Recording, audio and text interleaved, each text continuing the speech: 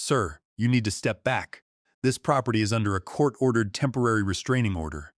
You are currently trespassing on private land." That was the voice of an Orange County Sheriff's deputy. He was speaking to my former boss, Arthur Pendleton. Arthur's face was the color of a bruised plum. His expensive silk tie was askew, and he was pointing a trembling, manicured finger at the 2-ton concrete barriers blocking the main entrance of Pendleton Plaza. The shiny new $20 million retail development was scheduled to have its grand open in exactly 2 hours. Inside the plaza, the shelves of the brand-new Verdant Markets organic grocery store were fully stocked.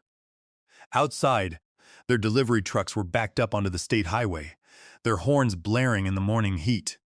Arthur was screaming about his lawyers, his political connections, and how he was going to ruin the deputy's career. The deputy did not blink.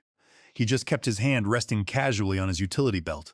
I watched the entire circus from across the street, sitting in the cab of my Ford F-150, taking a slow sip of lukewarm gas station coffee.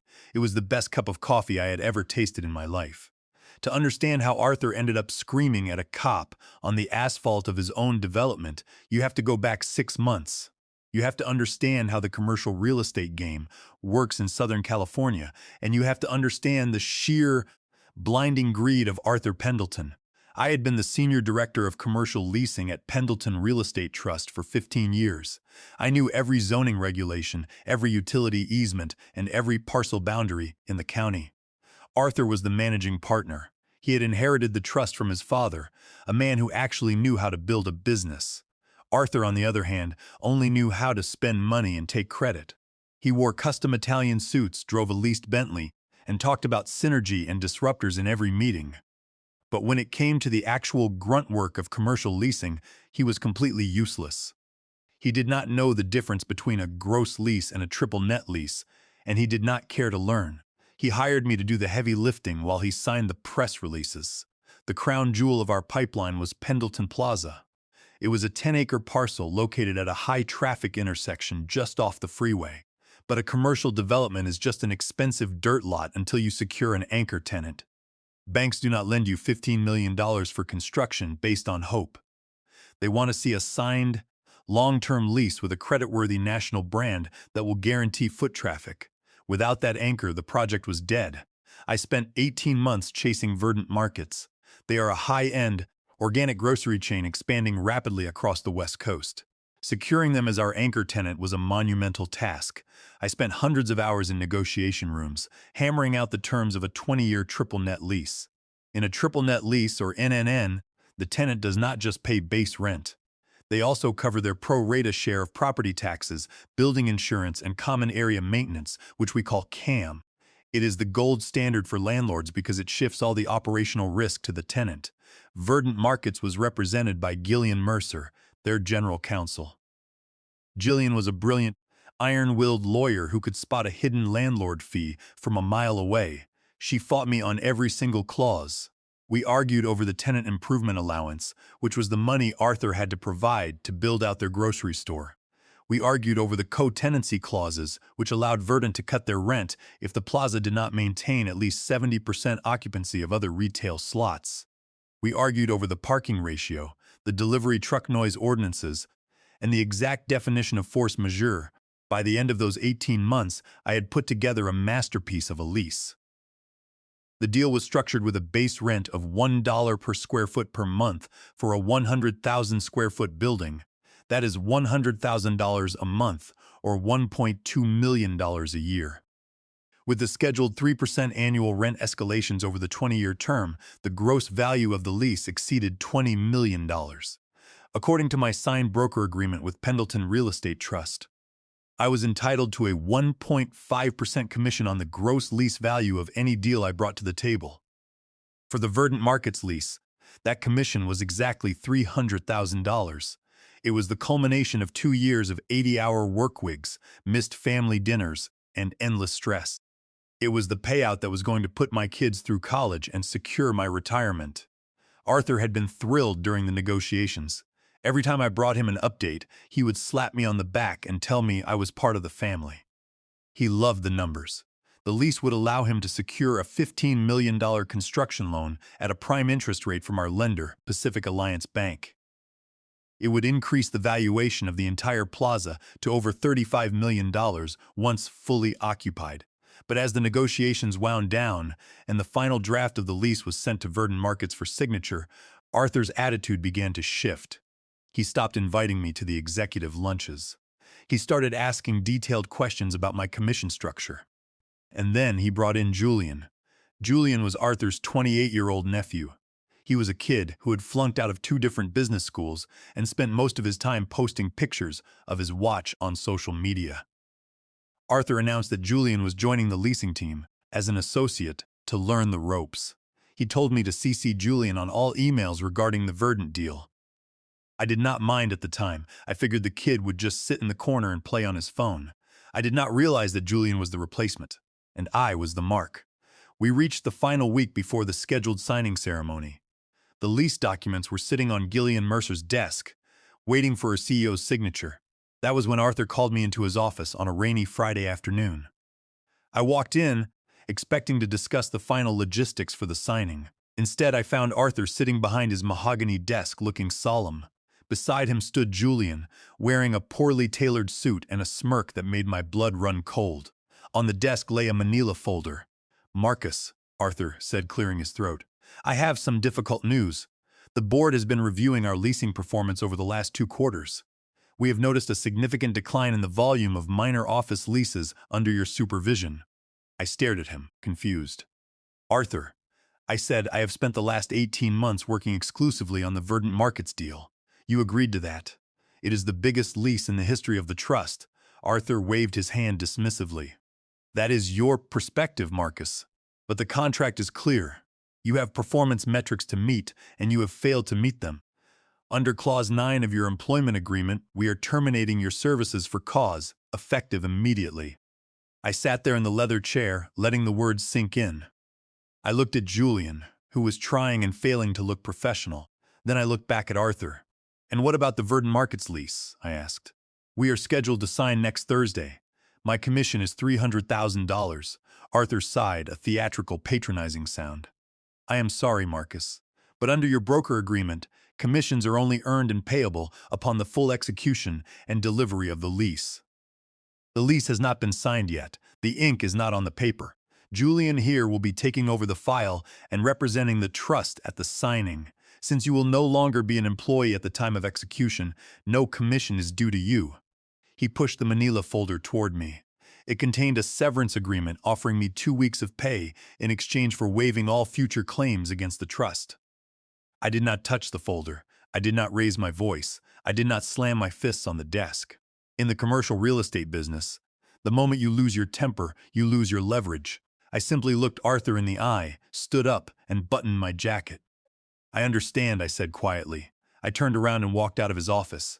I went to my desk, packed my personal files, my notebook, and my family photos into a cardboard box. Julian watched me from the hallway, leaning against the doorframe. I did not say a word to him. I handed my office keycard to the receptionist, walked out to the parking lot, and drove away. Arthur and Julian thought they had pulled off the perfect corporate heist. They thought they had saved $300,000 and handed a career-defining deal to a family member on a silver platter.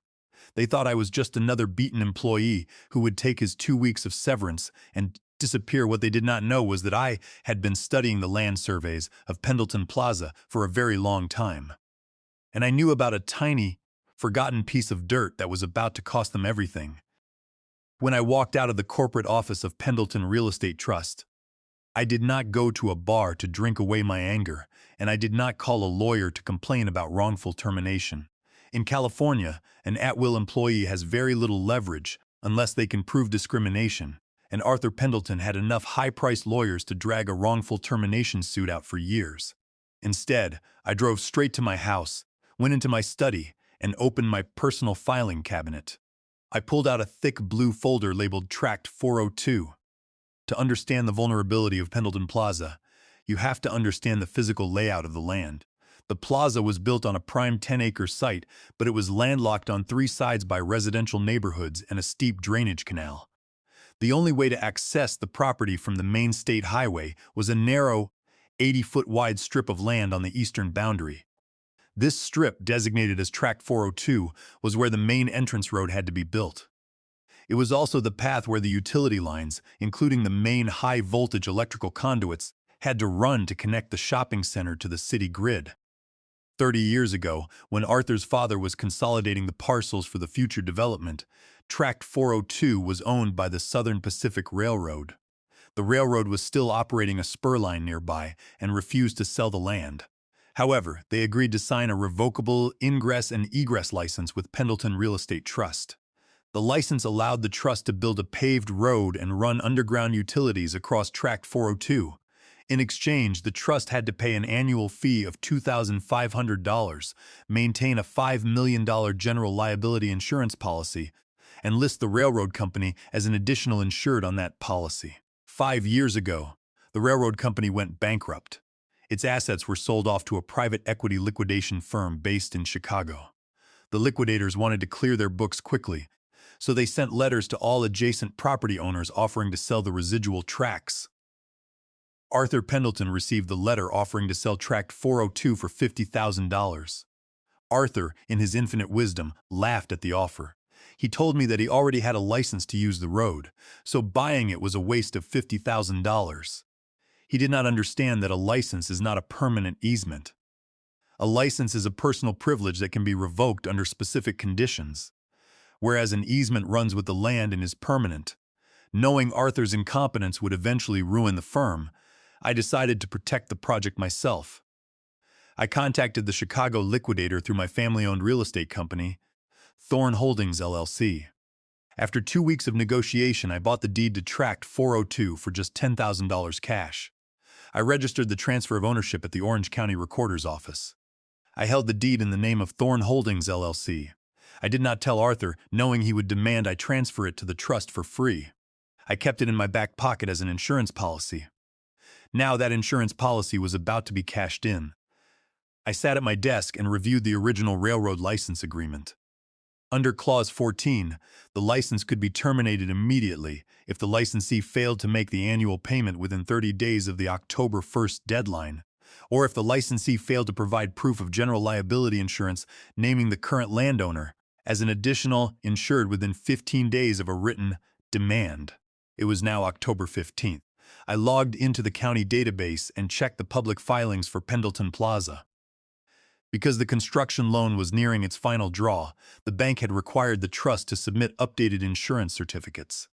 I pulled the document. Arthur's team had submitted a certificate listing the old defunct railroad company as the additional insured. They had not paid the annual $2,500 license fee because the invoice had been sent to the defunct railroad's old trustee address and never forwarded. They were in clear, material breach of the license agreement. I opened my laptop and drafted a formal notice of default and demand a cure. I wrote it in cold, precise legal terminology. The notice stated that Pendleton Real Estate Trust was in default for failure to pay the annual maintenance fee and failure to provide a valid certificate of insurance naming the current owner of Tract 402, Thorn Holdings, LLC, as an additional insured. The notice gave the trust exactly 15 days to cure the defaults by wire transferring the overdue fee and submitting the corrected insurance paperwork to my attorney's office. I sent the notice via USPS certified mail with return receipt, requested, addressed directly to the managing partner of Pendleton Real Estate Trust. The letter was delivered 3 days later. Because I was no longer there to route the mail, the certified envelope was delivered to my old office, which was now occupied by Julian Pendleton. Julian, as I later learned from my former assistant, did not even open the certified letter for 3 days. When he finally did, he saw a demand for $2,500 from an entity called Thorn Holdings, LLC regarding a railway license. Julian did not know what Thorn Holdings was, and he did not know what Tract 402 was. He was too proud to ask his Uncle Arthur, and he did not want to look incompetent during his first week on the job. He assumed it was a low-priority billing dispute from a utility vendor. He tossed the letter into his bottom desk drawer, planning to look at it later. Meanwhile, Julian was trying to handle Gillian Mercer at Verdant Markets. On a Tuesday evening, my cell phone rang. "It was Gillian Marcus," she said, her voice dripping with frustration. "What is going on over there? Your corporate email bounces, and I am stuck dealing with a kid named Julian who does not know the difference between a tenant improvement allowance and a structural warranty. He is trying to push back our fixture installation date. I took a slow breath. Jillian, I am no longer with Pendleton Real Estate Trust. My employment was terminated last Friday. Julian is Arthur's nephew. He is running the leasing portfolio now. There was a long silence on the line. You have got to be kidding me, Gillian said. He is an idiot, Marcus. The board wanted this deal done because our contractors are already scheduled. If we delay the opening, we miss the holiday shopping season. Are they still planning to sign on Thursday? Yes, I said. As far as I know, the signing is still on. Arthur wants the press release, Jillian sighed. Well, the lease terms are locked, so we will sign, but this is a disaster. If I had known they were going to pull this, I would have advised our board to look at the site in Irvine instead. Good luck, Marcus, thanks, Gillian, I said. You too. On Thursday, Arthur and Julian held a grand signing ceremony in the corporate boardroom. Julian posted photos on his social media account, standing next to the Verdant Markets executives, holding a gold pen. Arthur issued a press release announcing the successful execution of a $20 million lease at Pendleton Plaza. The local business journal ran a story calling Julian a rising star in commercial real estate. I watched it all unfold from my computer screen at home. I looked at the calendar. The 15-day cure period for the default notice had begun on the day the letter was delivered to Julian's desk. Day 5 passed. Day 10 passed. Julian was too busy celebrating his promotion to check his bottom drawer. On the 15th day, at 5 o'clock in the afternoon, the cure window officially closed.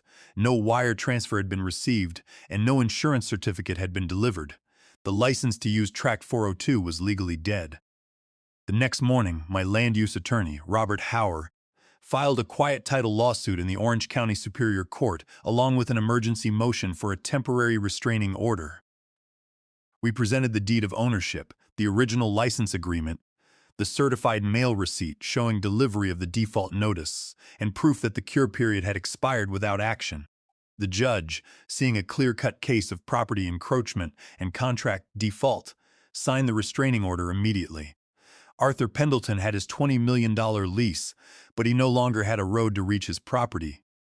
With the signed temporary restraining order in my hand, I had the legal authority to reclaim my property. But in commercial real estate, a court order is just a piece of paper until you physically enforce it. I knew Arthur Pendleton. He was the type of man who believed that rules only applied to the poor, and that a lawsuit was just a minor business expense he could settle later. If I did not act decisively, he would find a way to delay the court proceedings while the plaza opened, established its traffic flow, and made it much harder for a judge to shut it down after the fact. I had to activate the kill switch immediately. The first step was the physical barrier. On the Thursday morning before the scheduled grand opening, I hired a commercial transport company. By 6 in the morning, 2 flatbed trucks arrived at Tract 402. They unloaded 10 massive, 2-ton concrete K-rails, the heavy barriers you see on highway construction zones. Under the supervision of my attorney and a hired private security detail, the crew placed the concrete blocks in a staggered formation across the paved entrance road. It was a neat, solid wall. No vehicle, not even a delivery truck, could pass through without hitting the barriers. We posted large, laminated copies of the court-ordered temporary restraining order directly onto the concrete, along with private property signs reading, "Private property, no trespassing. Thorn Holdings LLC." The second step was the utilities. This was where the real leverage lay when Pendleton Plaza was built, the electrical conduits carrying power from the main substation on the highway to the plaza's underground transformer vault had been laid directly under Tract 402. Because the license agreement was terminated, the presence of those high-voltage lines under my land now constituted a civil trespass. My attorney, Robert Hauer, sent a certified copy of the court order and a formal demand letter to the legal department of Southern California Edison, the utility provider. The letter was simple. Thorn Holdings LLC had revoked the license for the land, and the utility lines were now encroaching on private property without a valid easement. We demanded that the utility company immediately de-energize the lines passing through Tract 402 until a new permanent utility easement was negotiated and paid for. We made it clear that if the lines remained energized, Thorn Holdings would hold the utility company liable for trespass and any damages resulting from unauthorized use of our land. Utility companies are massive, risk-averse bureaucracies. They do not want any part of a property dispute between a developer and a landowner, especially when one side has a signed court order from a superior court judge. Within 4 hours, Southern California Edison's legal team reviewed the documents. They saw the clear chain of title and the expired cure period. They realized that they had no legal right to run electricity across my land. At 2 o'clock on Thursday afternoon, a utility truck pulled up to the main switch box on the highway edge of Tract 402. The technician opened the steel cabinet, pulled the main fuses, and locked the switch. Instantly, the entire Pendleton Plaza went dark. Inside the brand-new Verdant Market store, the disaster began. A modern organic supermarket relies on continuous electrical power. They had over $300,000 of highly perishable inventory sitting in their walk-in freezers, refrigerated display cases, and cold storage units. The organic meats, imported cheeses, fresh dairy, and premium produce had to be kept at strict temperatures under health department regulations. When the power cut out, the store manager immediately called Julian Pendleton. Julian, who was in the middle of a lunch meeting with a prospective retail tenant, told the manager not to worry. He assumed it was just a local power outage and that Southern California Edison would restore it in a few minutes, but 2 hours passed, and the temperature inside the freezers began to rise. The store manager called Julian again, frantic. Julian finally called the utility company. The customer service representative gave him the cold truth. Power had been disconnected at the request of the landowner due to an active court order, and it would not be restored until the legal dispute was settled. Julian panicked. He drove down to the site and saw the concrete barriers blocking the entrance. He saw the security guards standing next to the signs. He tried to walk onto the road, but the lead security guard, a retired police officer I had hired, stepped forward and handed him a copy of the temporary restraining order. "You need to step back, sir," the guard said. "This is private property. If you cross this line, you will be arrested for criminal trespass." Julian stood on the hot asphalt, staring at the concrete blocks. He called his uncle Arthur, his voice cracking with fear. Arthur did not believe him. He thought Julian was exaggerating. He told Julian to call the police and have them remove the barriers. When the local police arrived, they looked at the concrete blocks, they looked at my deed, and they read the temporary restraining order signed by the judge. The responding sergeant turned to Julian and shook his head. "Son, this is a civil property dispute," the sergeant said. "The landowner has a court order. We cannot touch these barriers, and we cannot force them to let you through. If you try to move them, you are violating a court order. You need to talk to your lawyers." By Thursday evening, the reality of the situation began to set in at the corporate office of Pendleton Real Estate Trust. Arthur's legal team was scrambling, but there was nothing they could do. Courts were closed for the night, and they could not get a hearing to challenge the restraining order until Monday morning at the earliest. Meanwhile, the grand opening was scheduled for Friday morning at 8. Verdant Markets had spent $50,000 on local advertising for the grand opening. They had hired live musicians, ordered hundreds of floral arrangements, and had 20 delivery trucks scheduled to arrive overnight with fresh bakery items, seafood, and flowers. At midnight, the first delivery truck arrived. It could not turn into the plaza. It sat on the shoulder of the highway, its engine idling. By 4 in the morning, 10 massive trucks were lined up along the road, blocking traffic and honking their horns. Inside the dark supermarket, the refrigeration alarms were blaring on backup battery power, and the organic dairy was beginning to spoil. And that was when Arthur Pendleton finally showed up, ready to scream at the world. Arthur Pendleton was not a man built for crisis. He was a man built for ribbon-cutting ceremonies and celebratory dinners. When he saw the sheriff's deputy standing by the concrete barriers, his world began to crumble, and his only response was rage. He screamed, he threatened, and he paced back and forth on the edge of the asphalt, his expensive Italian leather shoes getting covered in construction dust. Then he looked across the street and saw my Ford F-150. I was sitting there, holding my paper cup of coffee, watching him through the windshield. Arthur's eyes locked onto mine. His face went from a bruised purple to a bright, furious red. He marched across the busy 4-lane highway, ignoring the honking horns of the traffic, and stomped right up to my driver's side door. He banged his fist against the glass, rolled down the window. "Marcus," he roared. "Roll it down." I took another slow sip of coffee, put the cup in the holder, and rolled the window down about 2 inches. The morning heat and the smell of exhaust fumes rolled into the cab, along with Arthur's spit. "What the hell are you doing?" Arthur screamed, his voice cracking. "You think this is funny? You blocked my road! You shut off my power! I have a $20 million lease opening today. I will sue you for every dime you have. I will file a lawsuit for tortious interference with business relations. I will have your real estate broker license revoked by the state. You will never work in this town again." I looked at him. I did not blink and I did not raise my voice. I kept my hands relaxed on the steering wheel. "Arthur," I said, "I did not block your road. I blocked my road. Thorn Holdings LLC owns Tract 402. You had a license to use it, but you defaulted. You failed to pay the annual fee, and you failed to maintain the required insurance listing my company as an additional insured. I sent you a formal notice of default. You chose to ignore it. Under California law, I have every right to protect my property from trespass. You knew about this," Arthur yelled, slamming his hand against the side mirror.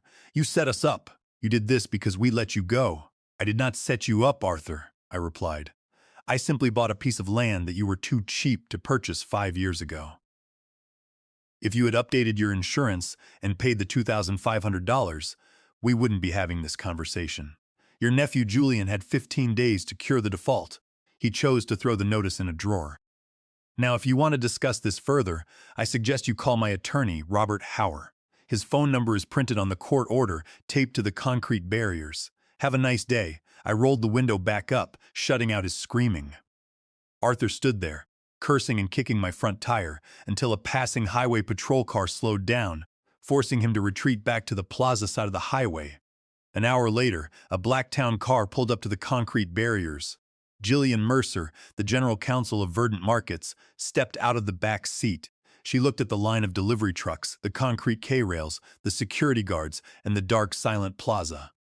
She did not look angry. She looked cold and analytical. She walked over to my truck. I rolled the window down all the way. "Morning, Jillian." I said, "Marcus," she said, looking at the concrete barriers. "I assume this is your doing?" "I bought the entrance tract a year ago through my LLC," I explained. "Arthur fired me to quit my commission, and Julian took over the file. They defaulted on the railway license agreement.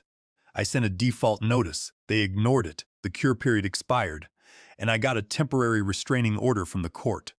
The utility lines under this road are trespassing, so Southern California Edison cut the power." Jillian listened, her face expressionless. She was a professional. She did not care about the drama. She cared about the legal reality. "Does Arthur know you own this?" she asked. "He does now," I said. Jillian nodded slowly. She walked across the street to where Arthur and Julian were standing near the leasing office.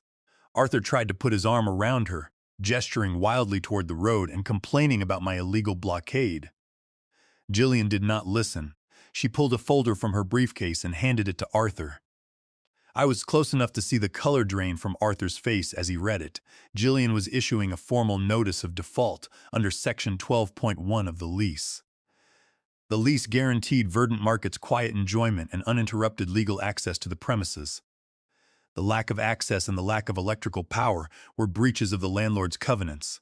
Verdant was halting all operations, withdrawing their staff, and demanding $5 million in damages for lost revenue and the spoilage of their entire inventory. Within minutes, the Verdant staff began walking out of the dark store, boarding a corporate bus, and leaving the site. The delivery trucks started U-turning and driving away, their cargo of fresh organic food ruined. By noon, the situation escalated from a local property dispute to a corporate emergency. Pacific Alliance Bank, the commercial lender that had provided the $15 million construction loan, caught wind of the shutdown. The bank's lead loan officer called Arthur. The bank's legal department issued a formal warning. Under the terms of the construction loan agreement, the developer was required to maintain clear, unencumbered access to public rights-of-way. The easement dispute and the court-ordered restraining order constituted a material technical default under Section 7.2 of the credit agreement. The bank immediately froze the remaining $2 million of the construction line of credit. They warned Arthur that if the default was not cured within 48 hours, they would accelerate the loan, demanding immediate repayment of the entire $15 million, which would force the trust into foreclosure. Arthur Pendleton was facing the total collapse of his company, and his board of trustees was about to find out exactly why. On Saturday morning at 9 o'clock, the emergency meeting was convened at the conference room of my attorney, Robert Hauer. The atmosphere in the room was suffocating. On one side of the mahogany table sat my lawyer and I. On the other side sat 3 members of the Board of Trustees of Pendleton Real Estate Trust, led by Thomas Kincaid. Thomas was a 70-year-old veteran of the Southern California land market and a close personal friend of Arthur's late father. He was a man who understood numbers, and he looked like he had not slept in 48 hours. Arthur Pendleton sat at the far end of the table, his head in his hands. Beside him was Julian, looking pale and staring at his lap. Thomas Kincaid did not waste time with pleasantries. He looked at me, sighed, and folded his hands. "Marcus," Thomas said, "I want to apologize on behalf of the board. We were completely kept in the dark about your termination, the circumstances surrounding the Verdant Markets Commission, and the existence of this default notice. If we had known, we would have intervened long before it reached this point." "I appreciate that, Thomas, but the fact remains that my license has been terminated, my property has been encroached upon, and my contract was breached." "We understand," Thomas said, looking over at Arthur with a cold, disgusted glare. "The board held an emergency session last night. Effective as of 8 o'clock this morning, Arthur Pendleton has been removed from his position as managing partner of the trust. He has been stripped of his operational authority and will no longer have any role in the management of Pendleton Plaza or any other trust property. Julian Pendleton's employment has also been terminated, effective immediately." Julian winced but did not look up. Arthur started to speak, but Thomas raised a hand, silencing him instantly. "Not a word, Arthur," Thomas snapped. "You and your nephew have cost this trust millions of dollars in spoiled inventory, delayed openings, and legal fees. You are lucky the board does not sue both of you for breach of fiduciary duty to recover our losses." Thomas turned his attention back to me. "Now, Marcus, how do we resolve this today? Pacific Alliance Bank is threatening to foreclose on our construction loan on Monday. Verdant Markets is preparing a $5 million lawsuit. We need that road, and we need the power restored. What are your terms?" My attorney, Robert Hauer, slid a 3-page document across the table. I had drafted the terms myself the night before. "These are our non-negotiable terms for the resolution of the dispute and the transfer of Tract 402, Robert Hauer said. "First, Pendleton Real Estate Trust will pay Marcus Thorne his full commission of $300,000 for the negotiation and execution of the Verdant Markets lease, as protected under his original broker agreement. Second, the trust will purchase the deed to Tract 402 from Thorne Holdings, LLC. The price is $1,200,000 cash, to be wire transferred to our escrow account by noon today. This price reflects the strategic value of the parcel, which provides the sole legal ingress and egress for the $35 million development. Third, the trust will execute a mutual release of all claims, ensuring that no future legal action can be taken against Marcus Thorne or Thorne Holdings LLC regarding this dispute. Upon verification of the wire transfers, we will immediately file a joint motion to dismiss the quiet title action, dissolve the temporary restraining order, and execute a permanent utility and access easement for Pendleton Plaza." Arthur Pendleton looked up, his face twisted in disbelief. $1.2 million, he gasped. "That is extortion. That strip of land is only worth $50,000. It was worth $50,000 when the liquidators offered it to you 5 years ago, Arthur," I said calmly. "Today it is the only thing standing between your plaza and a foreclosure.